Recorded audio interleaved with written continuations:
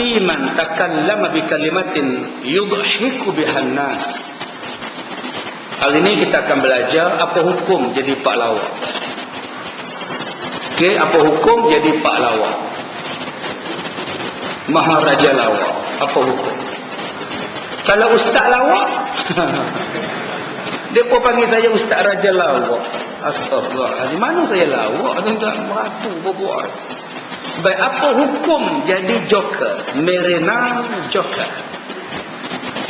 Apa hukum orang yang rajin bagi orang gelap?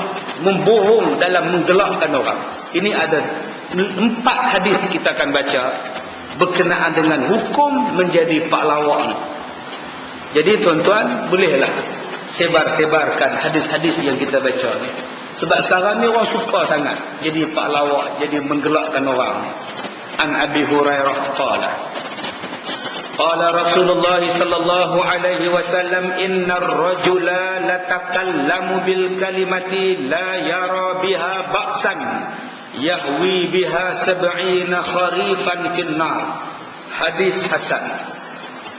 Daripada Abi Hurairah radhiyallahu anhu telah bersabda Nabi sallallahu alaihi wasallam bahawasanya seorang laki-laki bercakap dengan satu perkataan yang dia tidak melihat benda yang dia cakap, maka dia akan terjun ke dalam neraka selama 70 kharif.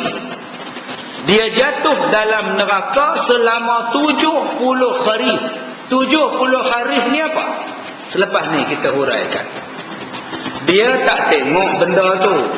Dia tak tengok dengan batang hidung dia. Dia tak tengok dengan biji mata dia. Dia main cakap. Maka orang yang main cakap padahal dia tak tengok, dia terjun dalam neraka 70 kharif. Yang ni banyak ni tuan-tuan. Banyak ni hak nombor 1 ni. Jenis cakap. Kok suka mulut dia nak cakap. Dia dengar pada orang, dia pun sebah. Dia dengar pada orang, dia pun sebah. Dia kata bukan saya tuduh, depa yang cakap tu yang saya buat sebut dalam laman saya ni. Senang kan cakap. Bukan saya tuduh, saya tak tuduh siapa. Depa abang kat saya tu jompang lah, papang apa lama lah. Oh, senang kan cakap macam tu. Amai nak tuduh orang pun suka hang aja. Orang bagi maklumat hang tulis, orang bagi maklumat hang tulis. Hang tak tengok, hang tak perhati, hang tak tanya, hang tak ada di tempat tu, hang pergi tulis. Kalau benda ni fitnah, berapa juta orang duk baca laman web hang tu, berapa juta yang percaya, hang nak tanggung dosa depa ni. Ni hang Nabi duk sebut ni. Hang tak tengok benda tu, hang main kata saja, lingkup. Sebab tu tuan-tuan, benda yang tuan-tuan tak tengok, tuan-tuan jangan komen. Orang tanya pada saya, Ustaz apa komen tentang video-video ni, apa seks lah, apa pelaj. No comment. Sebab saya tak tengok, saya tak tahu apa. No comment, no comment, no comment. Tak mau. Betul, tak betul kita tak tahu. Duk diam-diam sudah. Jadi benda ni kalau kita baca kepada hadis Nabi sallallahu alaihi wasallam, benda yang kamu tak lihat, benda yang kamu tak tengok, benda yang kamu tak tahu, jangan cakap. Diam-diam sudah. Kalau kita faham pada hadis ni tuan-tuan, memang baik sungguh manusia. Memang baik sungguh. Ada orang yang tanya saya, Ustaz, dia kata Ustaz ni keempat. Tak apa, saya tak marah sebab dia main tanya saya. Dia main tanya saya, betul ke Ustaz? Ustaz ni keempat. Tak apa, saya kata dah. Mana ada 4? 5. Terus dia belak tu. Tak apa, sekurang-kurangnya dia main tanya. Yang ni yang kita nak. Benda hak betul dia main tanya. Benda tu sahih dia main tanya, tak apa. Ada orang tanya PA saya, betul ke Ustaz Kazim meninggal? Di mana nak dikebumikan? Astagfirullahalazim. Yang meninggal mak saya. Saya hidup lagi insya-Allah. Tanya tu penting. Nombor 1 hadisnya. Baik, yang kedua, An Bahzi bin Hakim an abihi an jaddihi qala sami'tu an-nabiy sallallahu alaihi wasallam yaqul wailun. Wailun ni maknanya celaka. Dulu ada orang pemain bola sepak nama Wailun. Di mana orang tu? Kuala Lumpur ke mana ke? Wailun nama Allah. Kata dia, wailun lilladzina yuhaddisu bil hadithi liyudhika bihil qauma fayakdzibu wailun lahu. Daripada Bahji bin Hakim, daripada bapaknya, daripada datuknya telah berkata ia, aku mendengar akan Nabi SAW bersabda, celakalah, wailun, celakalah bagi orang yang bercakap dengan satu cakap supaya orang tertawa dia akan kaumnya sedangkan dia berbohong. Celakalah ia, wailul lahu. Nabi kata, sesiapa yang mereka-reka cerita, sesiapa yang berbuat-buat cerita nak bagi orang ketawa, maka orang itu adalah celaka. Dan celaka disebut oleh Nabi 3 kali. Wailun lahu. 3 kali celaka. Dia mengada-adakan cerita sebab nak bagi orang gelak. Nabi pun ada bagi orang ketawa. Nabi pun ada bagi orang suka. Tetapi ketawa dan suka itu adalah jenaka yang dibuat oleh Nabi dengan perkataan yang benar. Dia tak bohong. Bila tengok makcik ni rajin pergi masjid, rajin semayang, Rasulullah panggil makcik ni, makcik apa ni? Semayang lah Nabi, oi, nak masuk syurga Rasulullah, oi. Kata Nabi, makcik, mana ada orang tua masuk syurga? Oh, makcik kata, ya kau tu makcik lagu mana? Memanglah, sebab besok di hari kiamat yang masuk syurga semua muda-muda, makcik pun muda. Oh, ingatkan tak ada orang tua Nabi ni pun, nampak? Itu maknanya gurau Nabi betul. Mana ada orang tua dalam syurga? Semua kita ni sebaya belaka. Ada seorang datang ke Nabi di Madinah. Dia ni banyak barang nak balik ke kampung dia. Barang banyak, untanya satu. Jadi dia datang jumpa Rasulullah, minta unta. Sebab nak bawa balik barang, kalau ada unta zakat ke, unta apa-apa, hak mana tak ada siapa punya ke, dia minta. Nabi kata, baiklah, aku akan berikan anak unta pada kamu. Laki-laki tadi kata, Rasulullah, anak unta nak buat apa? Barang saya banyak. Kata Nabi, bukankah unta yang besar pun adalah anak kepada unta lain? Betul juga. Betul lah. Aku cakap aku bagi anak unta kan. Anak unta hak lain. Macam Ustaz Zuhair lah. Dia ada mak dia. Dia pun ada mak dia juga. Dia pun ada ayah dia juga. Nanti aku bagi dekat hang anak orang pada hang. Ustaz Zuhair ni anak siapa? Tak anak orang. Jadi itu kata Nabi, nanti aku bagi anak unta dekat kamu. Laki-laki tadi kata, mana boleh anak unta kecil? Dah, anak unta tu maksudnya dia ada mak pak juga, walaupun dia besar, dia tetap anak unta pada unta yang lain. Ini bentuk jenaka Rasulullah. Ini bentuk lawak Rasulullah. Lawaknya adalah lawak betul, tidak direka-reka untuk bagi orang ketawa. Hari ni cuba tuan-tuan tengok, nak bagi ketawa orang berlakon. Ada pak lawak sampai pakai baju Superman nak bagi orang gelak. Ada pak lawak sampai pakai baju hantu pocong nak bagi orang lawak. Ada pak lawak yang sampai pakai pakaian perempuan untuk bagi orang ketawa. Yang ni yang Nabi sebut wailun, celaka. Yang ni yang tuan-tuan kena bagi tahu dekat ni, astro ni cerita ni. Terus duk buat dah, raja lawak tak, gelanggang ke, maharaja ke, apa ke, tak payah buat. Sampai berlakon jadi hantu, berlakon jadi orang perempuan, berlakon jadi katak, berlakon jadi, bagi tahu dekat senario, tutup buku. Dia buat cerita lain. Tuan-tuan akan baca nanti dalam hadis-hadis yang lain. Nabi kata siapa yang jadi pak lawak takkan kaya hidup dia. Siapa yang jadi pak lawak takkan kaya hidup dia. Ya ke Ustaz? Tak tahu. Itu hadis Nabi sebut. Cuba tuan-tuan balik sekali lagi, buka senarai nama pak lawak. Cuba tengok siapa hak kaya. Cerita. Tengok. Ustaz, Eddie Murphy kaya Ustaz. Jim Carrey kaya Ustaz. Kaya tu pak lawak Ustaz. Dia dapat bayaran paling tinggi. Sebelum datangnya apa nama pelakon-pelakon Jennifer Lopez lah apalah, Justin Bieber lah Ustaz. Jim Carrey lagi kaya Ustaz. Lagi kaya tu daripada Pirate of Caribbean. Nama apa tu?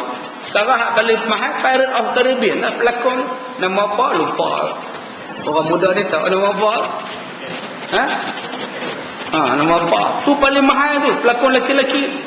Dulu hak paling mahal Jim Carrey lah, pak lawak. Tadi ustaz kata dia miskin, Jim Carrey kaya, bercerai dengan isteri dia, kena bayar dekat isteri dia beratus juta dolar. Dia orang kafir. Depa tu orang kafir.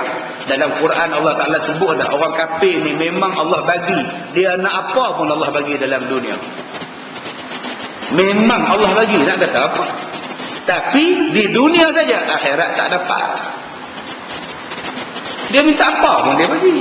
Itu orang kafir, beza. Islam kita ni ada hukum, ada undang-undang dia.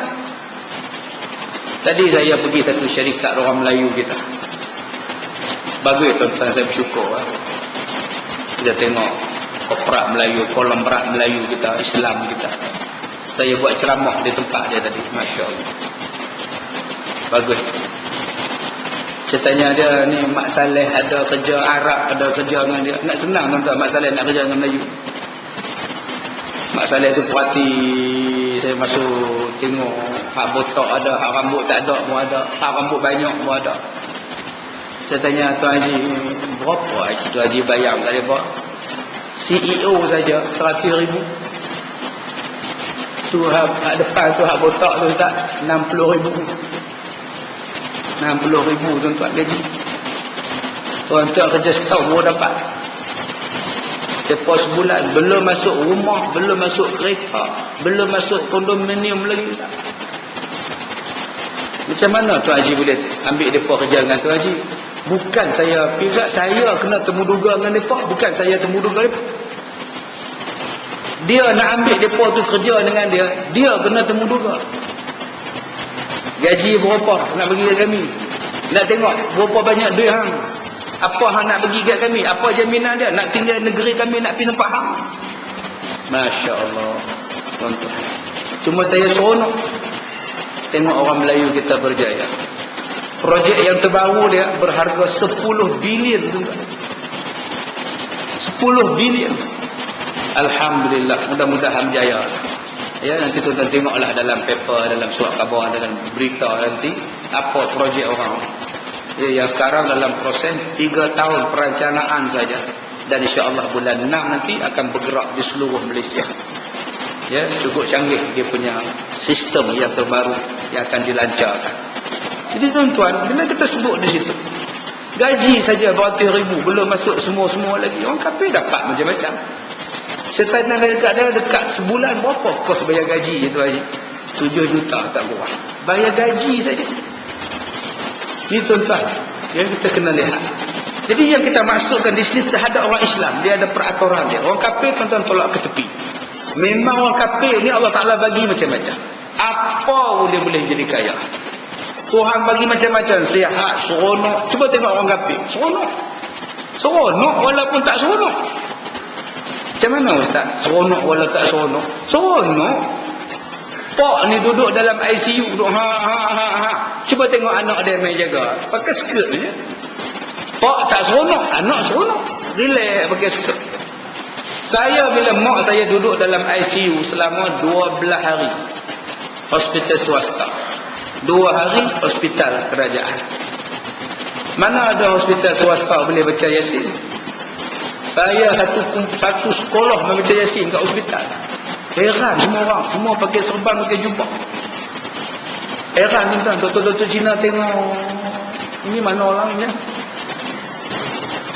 Baca Yasin. Saya minta pada CEO tu, minta saya nak baca Yasin. Depa sedia kursi, sedia apa semua. Kebetulan ada kerabat pula sakit, tumpang tui sekali. Guna lesen kerabat kan? Mereka tak boleh kata apa ni, orang komplain ni apa, baca ni, orang nak lalu bawa pasal apa ni. Kerabat suruh baca. Baca. Tumpang tuai tuan-tuan. Kita duk baca 2 sim, baca Quran habis 30 juzuk. Nak bagi bukan kata untuk mak saya ya, bukan kata untuk kerabat aja. Semua orang ada dalam ICU, semua orang ada dalam HDU, semua yang dalam yang SCCU, semua yang U belakang. ICU, HDU, CCU, semua U belakang. Dalam kita duk baca Yasin tuan-tuan. Dalam laluan duk baca Yasin atas kursi tu. Yasin, pohon lalu. Ni yang pakai skirt, pakai seluar pendek, dah bukan Islam nak kata apa. Yasin wal Quran. Kita dah hafal, kita duk baca sangat pun Yasin wal Quran. Subhanallah. Hak budak-budak lain pun hafal juga, budak-budak tahfiz kita pun. Wa ja'alna min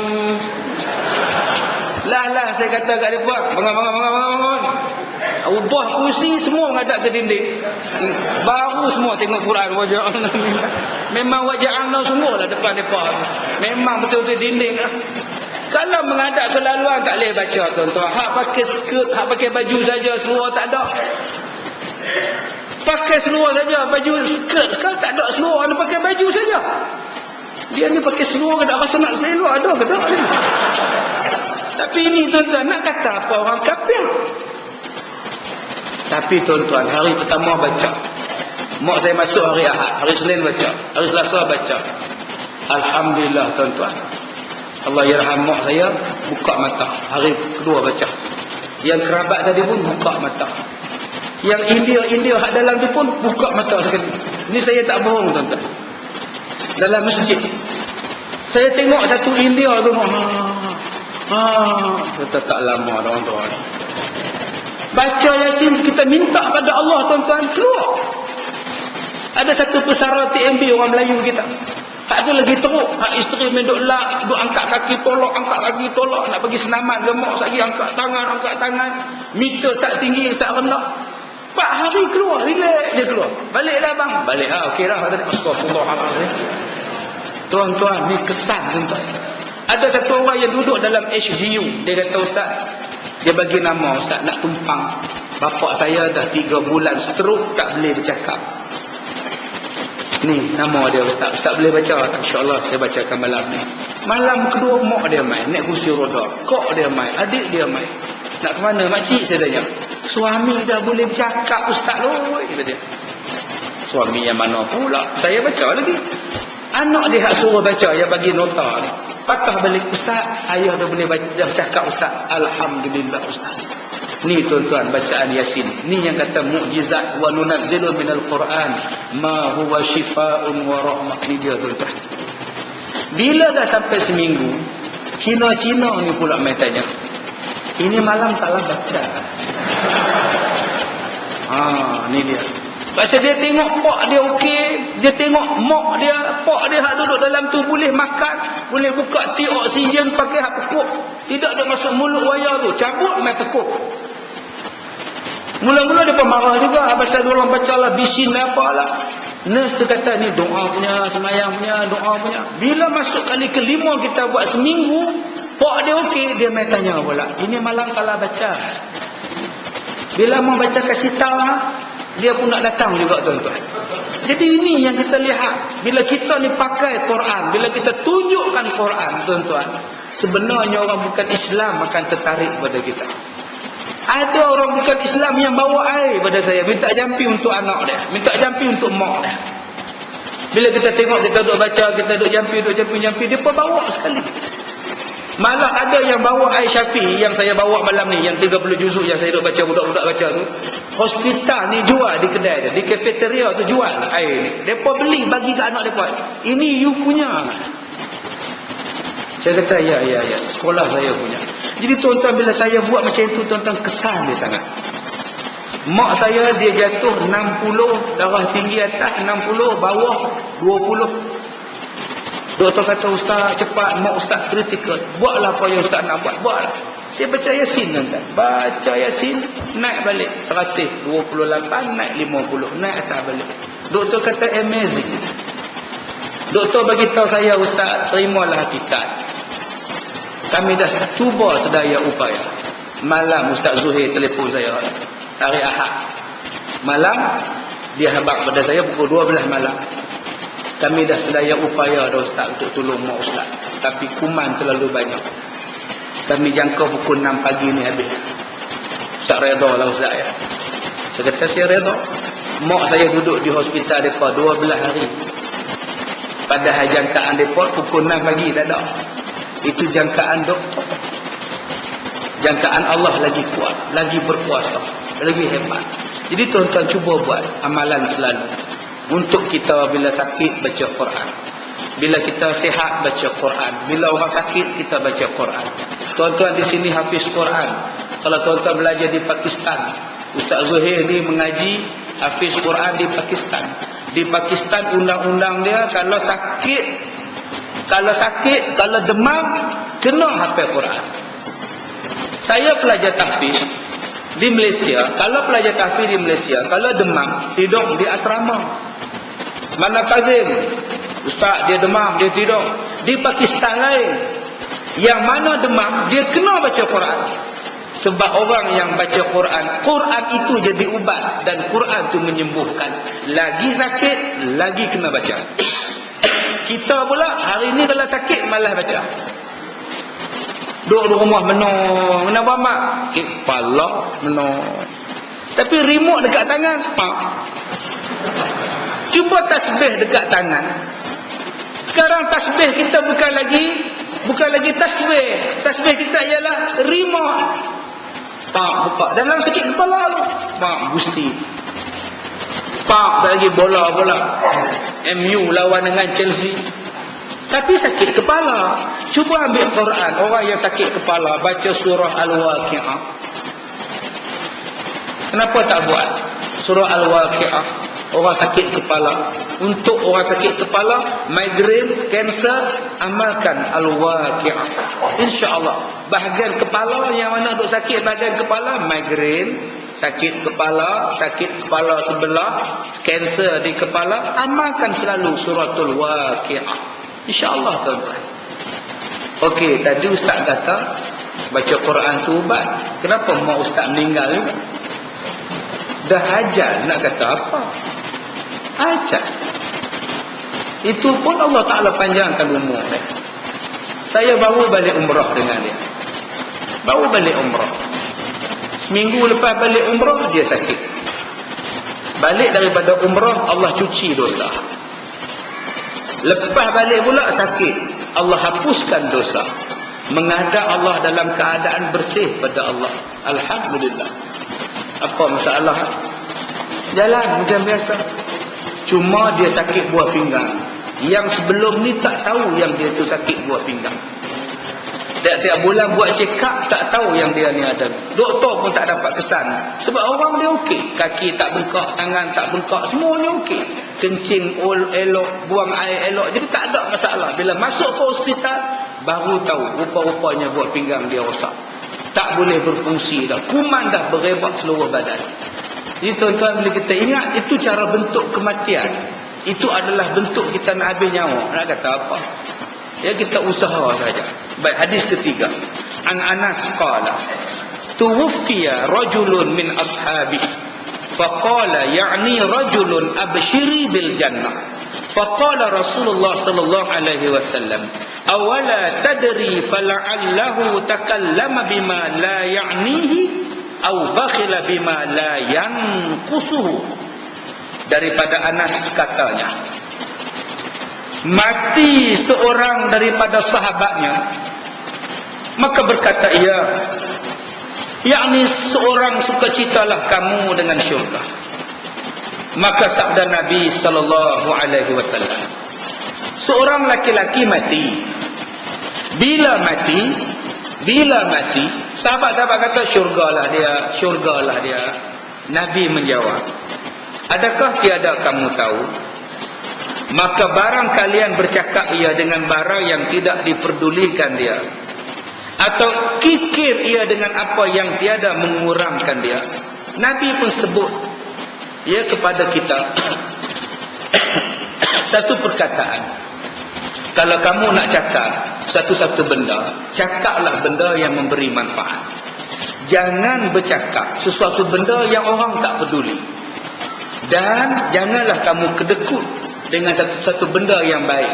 Sesungguhnya kamu bila bercakap benda yang baik, dia tak akan mengurangkan pahala kamu. Dan hadis keempat, an Abi Hurairah qala Rasulullah sallallahu alaihi wasallam, min husnil Islam al-mar'i tarkuhu ma la ya'ni. Daripada Abi Hurairah radhiyallahu anhu, bersabda Nabi sallallahu alaihi wasallam, di antara tanda-tanda kesempurnaan Islam ialah seseorang itu meninggalkan akan barang yang tiada makna. Meninggalkan barang yang tak ada makna, yang tak ada langsung apa-apa. Duk cerita benda yang bukan-bukan. Orang yang duk cerita benda yang tak ada makna, orang yang cerita benda yang tak ada maksud apa-apa, orang ini belum sempurna Islamnya, tuan-tuan. Duk cerita benda merapu. Saya sebut pada tuan-tuan dulu tentang kisah seorang perempuan Cina. Tak silap saya, dia datang masa saya bagi kuliah di Masjid As-Sabirin.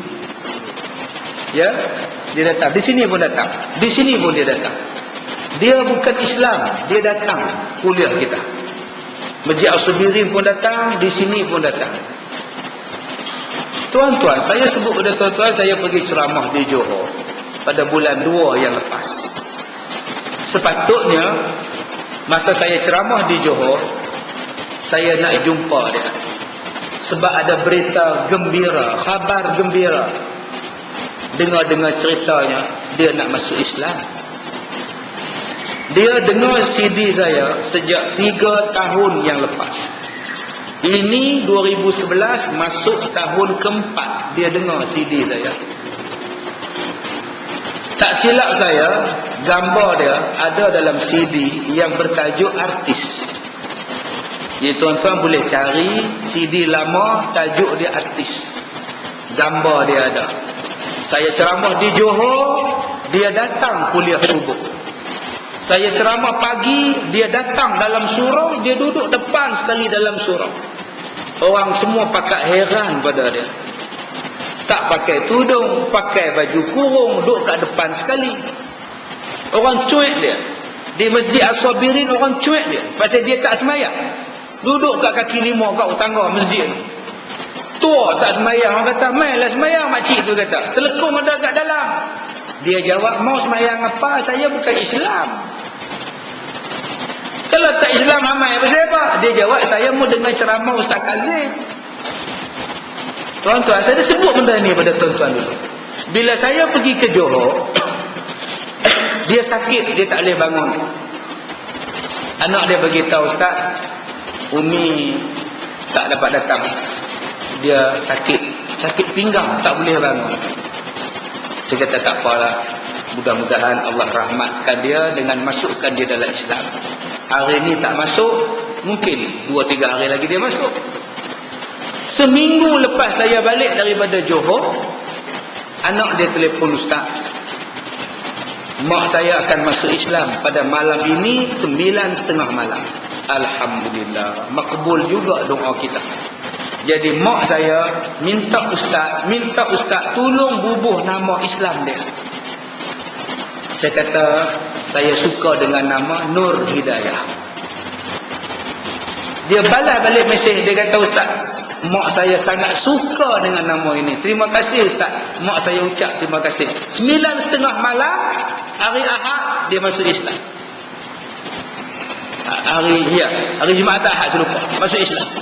9:30 malam masuk Islam. Pukul 11 anak dia telefon, Ustaz, mak saya dikejarkan ke hospital. Sakit apa pula? Sakit pinggang, tak sedar diri Ustaz, pingsan, koma. Kita bayangkan 9:30 masuk Islam, pukul 11 malam koma. Duduk dalam hospital, doktor cek, doktor periksa, rupa-rupanya kanser pada buah pinggang. Tahap kritikal. Tak sedar berapa hari. Dalam tak sedar berapa hari itu, baru dia sedar. Dan bila dia sedar, jiran katil sebelah dia dengar dia jerit sakit. Cina ni sebut Allahu Akbar. Lepas tu doktor panggil keluarga dia, mak kami tak boleh buat apa dah, bawa lah balik ke rumah. Pukul 3.30 bawa balik ke rumah. Doktor suruh balik, anak-anak ni balik, siapkan katil, beli tabung oksigen sendiri, standby kat rumah. Pergi ambil pula, pergi ambil, meninggal tuan-tuan. Seminggu je masuk Islam. Seminggu, hari pertama masuk Islam, pukul 9.30 pagi, 9.30 malam masuk Islam. Pukul 11 malam koma. 4-5 hari koma. Sedar-sedar mati. Sedar-sedar mati. Mana nak letak orang ni tuan-tuan? Bayangkan. Dia kata, ustaz, masa mak saya sedar, saya pakaikan telekung pada mak di hospital, di katil. Mak saya cakap, aku tak pernah rasa tenang macam mana tenangnya aku selepas masuk Islam. Selama ni tak apa dia rasa agama dia bukan Islam, bukan orang Islam. Tak apa dia rasa, kita pun tak tahu. Kita pun tak tahu apa sahabat-sahabat kita yang bukan Islam rasa, kita tak tahu. Mereka nampak je hidup senang, kaya, mewah, pakai apa suka mereka nak makan. Makan apa yang mereka nak makan. Kita tengok mereka seronok. Pada hakikat dia, apa sebenarnya yang mereka dapat? Mungkin mereka tak seronok, mungkin jiwa tak tenang. Tapi lepas masuk Islam, dia kata tak pernah lagi dia rasa tenang setenang ini. Masya Allah. Jadi kalau kita yang dah Islam tak rasa tenang, ni pelik tuan-tuan. Nak pergi cari agama lain pula ni rasa pelik. Patut kita dah rasa tenang tuan-tuan. Jadi perempuan ini nama dia Ahsan, masuk Islam. Dan nama dia selepas Islam, nama dia Nur Hidayah. InsyaAllah kalau macam ni lah orang dia, InsyaAllah syurga lah tempat dia tuan-tuan. Allah Ta'ala bagi rezeki. Kita ni tak tahu lagi macam mana. Saya ni duk mengajar orang siang malam pagi petang, belum tentu lagi saya mati baik. Belum tentu lagi saya mati dalam keadaan Allah redha. Sebab tu kita minta husnul khatimah. Dalam doa kita husnul khatimah, husnul khatimah. Dan salah satu cara nak minta mati baik ialah tolong jaga perkataan, tolong jaga mulut, tolong jaga lidah, tolong cakap baik-baik. InsyaAllah Allah jemput kita dalam keadaan baik. Baik, yang terakhir kita baca huraian hadis pertama. Ketahuilah wahai saudaraku, adalah cakap yang mentertawakan orang itu banyak macam kelakuannya. Boleh dengan hikayat jenaka yang mentertawakan. Nak bagi orang gelak ni banyak. Satu, dengan jalan cerita. Dengan jalan cerita bagi orang gelak. Yang kedua, boleh juga dengan hikayat bohong yang mentertawakan orang. Dan boleh juga dilakukan dengan kelakuan muka, membuat memek muka, erot, benyot, kenyit mata dan sebagainya. Maka semua cakap dan perbualan yang demikian ditegah oleh syarak. Bermula dalil yang menunjukkan tegahnya ialah satu hadis daripada Abi Hurairah radhiyallahu anhu, katanya Nabi SAW bersabda, seorang laki-laki bercakap ia dengan satu percakapan yang tiada dilihatnya dengan dia, maka dia telah menerjunkan dirinya dengan sebab dia bercakap sesuatu yang dia tak nampak 70 kharif di dalam neraka. Apa maksud 70 kharif? 70 tahun dalam neraka. Satu perkataan yang kita tak nampak, satu perkataan yang kita tak tengok, kita sebut, kita kata, menyebabkan kita dihumban dalam neraka 70 tahun. Jadi tuan-tuan, tolong berhati-hati lepas ni. Nak dengar ceramah pun pilih-pilih guru. Jangan duk dengar ceramah yang penceramah tu sendiri pun tak tahu. Dia sendiri pun tak tengok orang tu buat ataupun tidak. Dia duk cakap. Dia sendiri pun tak tengok. Tuan-tuan duk hangut percaya. Tuan-tuan pun share dengan dia. Kalau dia 70 tahun dalam neraka, komang-komang kita setengah agama. Sebab tu saya di sini saya takkan cerita pasal orang benda yang saya tak tahu. Saya takut saya mengada-adakan cerita. Saya hanya khabar pada tuan-tuan pengalaman saya, cerita saya, cerita orang ni untuk diambil iktibar. Dan saya suka menceritakan kisah-kisah yang seronok tuan-tuan dengar, yang menghiburkan hati tuan-tuan, yang menyenangkan hati tuan-tuan. Umpamanya kisah Eng Ah Seng tadi. Seronok saya dengar. Saya nak pergi umrah tu. Anak dia telefon, "Ustaz, mak saya mati. Mak saya dah meninggal, Ustaz. Saya nak naik flight. Lepas asar." Dia telefon saya pukul 4.30 di KLIA. Mak dia tak ada lah. Pukul 11 tu dia telefon dah, "Ustaz, mak saya doktor suruh balik rumah dah. Jadi Ustaz nanti sampai Mekah, Ustaz doalah untuk mak saya, Ustaz ya. Ni saya nak balik rumah, nak sediakan katil untuk mak saya. Doktor suruh ambil dah, tak ada harapan dah Ustaz, bawa balik rumah dah. InsyaAllah saya doakan, insyaAllah jangan cakap macam itu. InsyaAllah Allah sayang mak, Allah sayang mak." 4.30 dia telefon pula, "Mak tak ada dah Ustaz." Saya seronok cerita pada tuan-tuan pengalaman macam itu. Seronok. Mak saya meninggal semalam hari Khamis.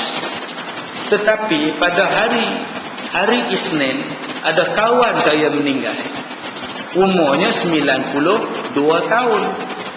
92 tahun kawan ustaz lah? Ya lah. Kira member saya lah. Saya jadi imam masjid tahun 1996. Imam besar satu masjid. Imam tua masa itu saya imam besar, dia imam tua. Dia jadi imam di masjid yang saya bertugas ni 35 tahun. Dia jadi imam. Bila saya datang tahun 95-96 saya jadi imam. Dia dah tua lah. Masa tu pun umur dia 70 lebih lah. 70 lebih lah umur dia. Dia kata, Ustaz dah mai, saya serahlah jawatan ni pada Ustaz. Kita pun ucap terima kasih, dia pun dah bongkok masa itu. Hari Sabtunya lepas, saya pergi ceramah. Lepas Isyak. Pukul 11.30, anak dia datang jumpa. "Ustaz, bapa saya ada di sini, dia nak jumpa Ustaz." Saya kata, "Masya Allah, lamanya sudah tidak jumpa dengan ayah. Tunggu sekejap, saya ada nak ra'i sekejap, ada makan-makan." Saya tak makan, saya kata saya ra'i dia sajalah. Pukul 12 suku saya pergi rumah dia. Rumah PPRT tuan-tuan, kesian tengok. Orang susah, miskin dapat kerajaan bagi rumah PPRT, ada rumah lot. Saya kata ke anak dia, "Bolehkah masuk rumah ni jam 12.30 ni, tak ganggu dia ke? Dia tidur ni."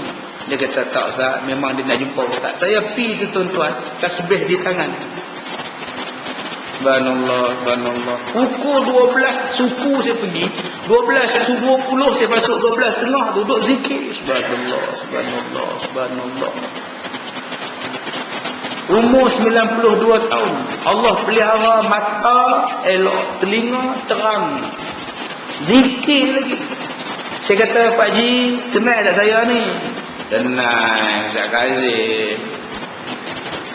"Pak Ji, macam mana sekarang?" "Macam ni lah Ustaz." Allah. 92 tahun tuan-tuan. Sepanjang saya berkenalan dengan dia, saya tak pernah dengar dia mengumpat. Sepanjang saya jadi imam dengan dia, saya tak pernah dengar dia fitnah orang. Tak pernah cerita orang ni teruk, orang ni teruk. Tak pernah tuan-tuan. Dia hanya hidup.